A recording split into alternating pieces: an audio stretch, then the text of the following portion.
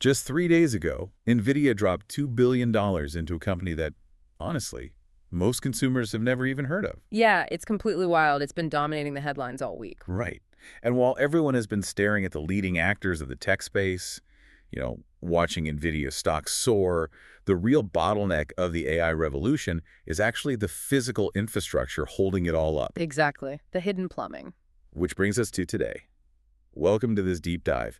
Today is April 3rd, 2026, and we are unpacking the reality of Marvell technology, ticker MRVL. They just announced that massive NVLink Fusion partnership. They did. And meanwhile, Marvell's stock has surged 128% over the last 5 years, climbing from $47 up to $107. It's a massive run-up. So our mission today is to cut through the hype and examine the financial and strategic reality of this company.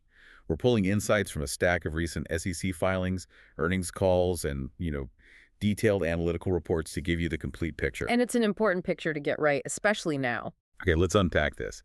Because Marvell is kind of like the incredibly talented behind-the-scenes set designer in Hollywood who just got cast as the co-star in the biggest blockbuster of the decade. That's a great way to look at it. But the question is, does an obscure infrastructure provider's underlying financial reality actually justify this new starring role? Well, I mean, that is the defining question for the entire hardware sector right now. That $2 billion NVIDIA deal is flashy, obviously. Oh, absolutely. But to truly understand Marvell, we have to look beneath that announcement. The real story, the foundational narrative here, is Marvell's underlying earnings transformation. Right, the margins. Yeah, over the past 5 years, their operating margins experienced a complete inversion.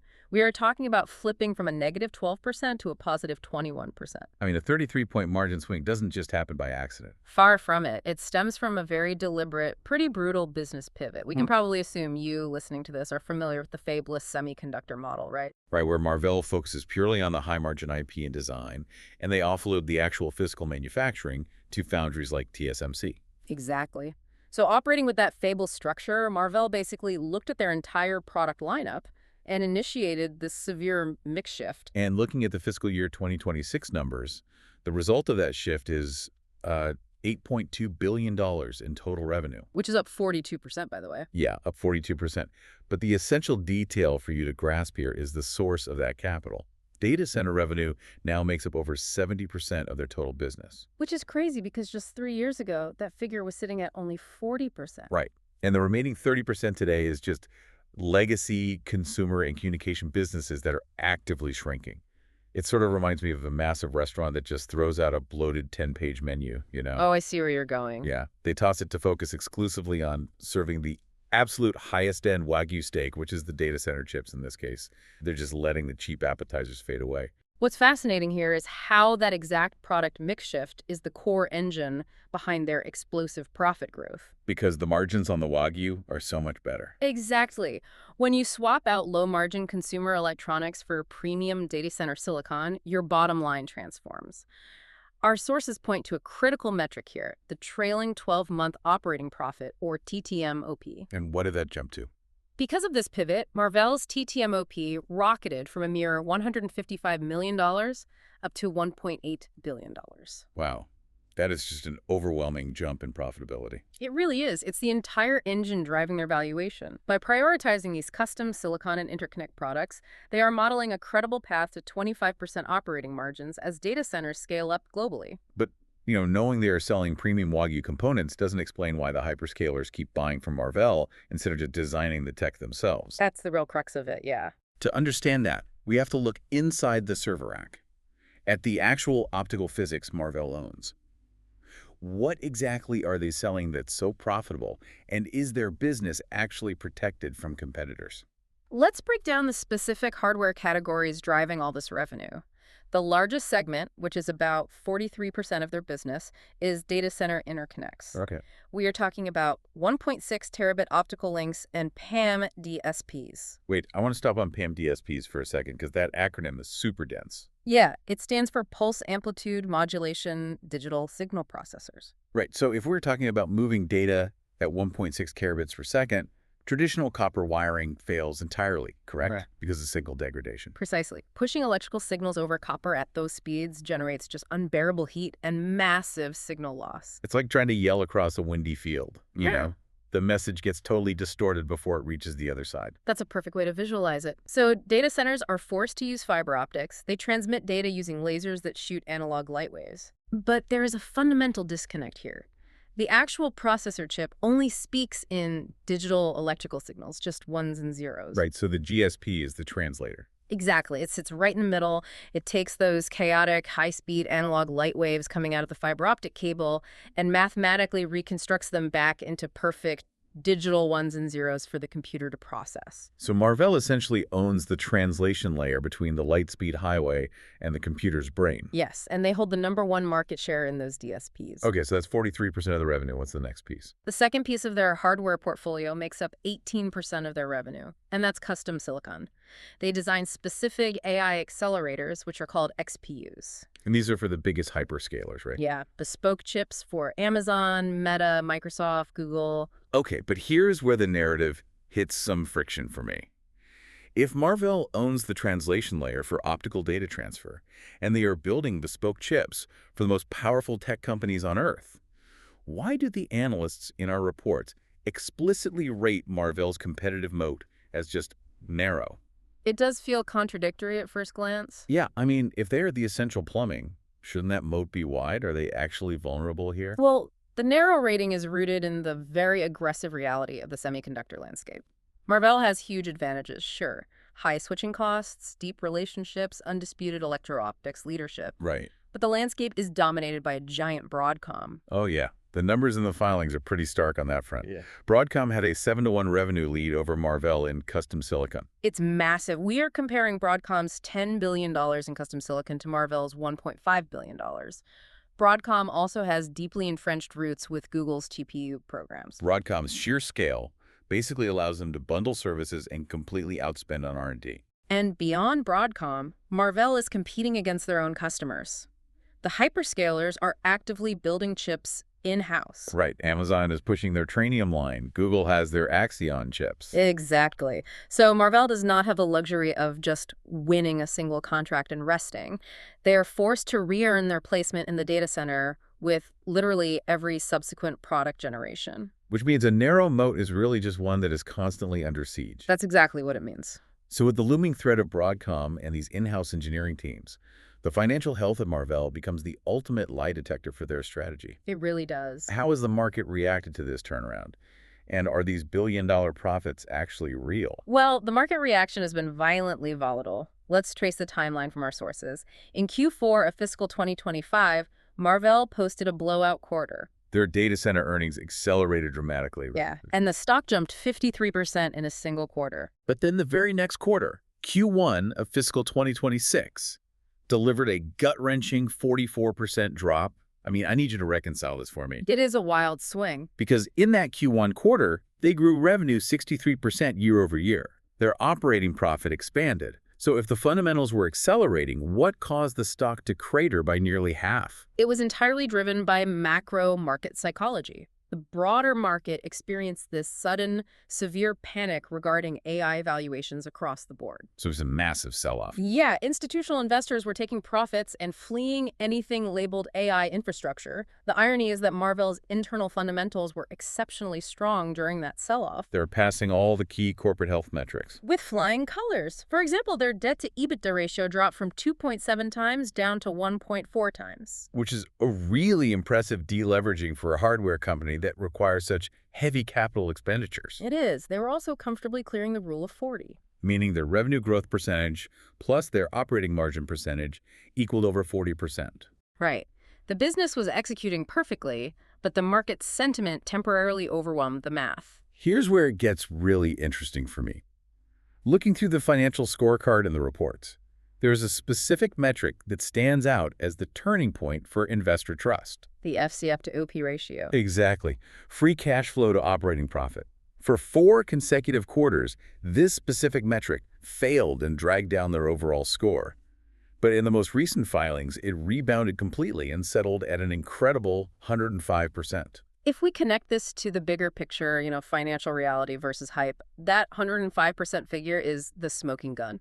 Why is that? Why should the listener care so much about FCF to OP? Because you have to differentiate between accounting metrics and actual liquidity. Operating profit looks fantastic on a spreadsheet, sure, but it includes non-cash items. Like depreciation, amortization, and stock-based compensation. Exactly. Free cash flow, however, is the tangible capital left over after a company has paid its operational expenses and maintained its assets. So it is the cash you can actually hold in your hand. Yes, precisely.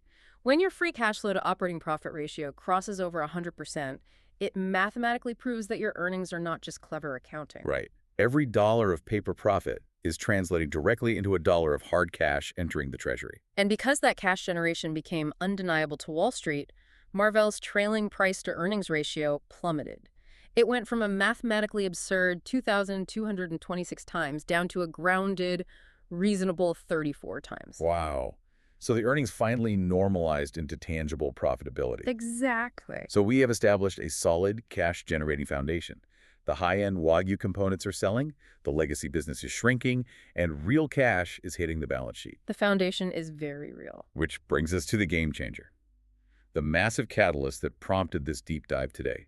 Let's look at the monumental injection of NVIDIA capital and what it means for the future. Yeah, the NVLink Fusion partnership, which was formalized on March 31st, 2026, fundamentally alters Marvell's trajectory. Let's detail the mechanics of that deal. Under this strategic umbrella, Marvell provides their custom XPUs and optical networking. And NVIDIA brings their CPUs, their DPUs, and their rack-scale compute architecture. So they are synthesizing their strongest respective technologies into a single ecosystem. And this elevates Marvell's status entirely. Prior to this, Marvell was an important but ultimately adjacent supplier. Right, a competitor-adjacent vendor. But NVLink Fusion transforms Marvell into a core pillar of the NVIDIA ecosystem. Their custom silicon is now baked directly into the blueprints of NVIDIA's AI factory designs. And alongside that integration is the co-packaged optics partnership, or CPO, with Celestial AI. Yes, that is a huge part of this. Our sources highlight that this technology cuts power consumption by 30% to 50%. I really want to break down the mechanics of why that power reduction happens because it's fascinating. It's all about physical distance. Right. In a traditional setup, you have the processor sitting in the middle of a motherboard, and the pluggable optical laser is located inches away at the edge of the board. Pushing high-speed electricity across those copper traces requires immense energy and generates massive heat. Which is the ultimate physical bottleneck of current server design. What co-packaged optics does is move the optical components, the lasers themselves, directly onto the processor chip package. So you are shrinking the physical distance the electrical signal has to travel from inches down to mere millimeters. Exactly. Which effectively eliminates the need to blast power through the motherboard just to reach the laser. In an industry where data centers are consuming the energy equivalent of small cities, a 50% power savings isn't just a nice upgrade, it is a strict prerequisite for future scaling.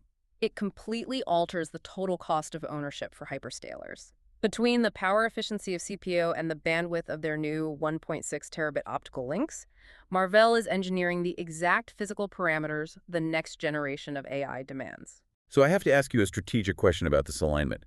Does becoming deeply integrated into NVIDIA's architecture effectively serve as a shield against the Broadcom threat we discussed earlier? It absolutely deepens their moat significantly, though it doesn't make them invincible. Okay. Being written into NVIDIA's foundational blueprints provides a layer of institutional security they just lacked previously.